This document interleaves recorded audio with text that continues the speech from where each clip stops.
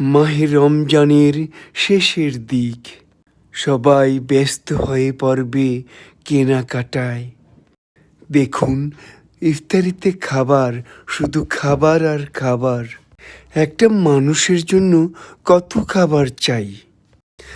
কেউ খাবার খাচ্ছে না, আর কেউ খাবার পাচ্ছে না। একবার ভেবে দেখুন নিরীহ সেই গরিব মানুষগুলোর কথা।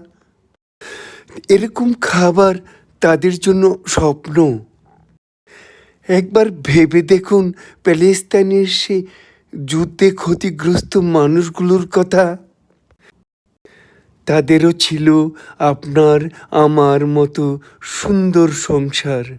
আজ তারা নিঃস্ব, অথচ তারা আমাদেরই মুসলিম ভাই। তারা আজ আপনার আমার সাহায্যের অপেক্ষায়।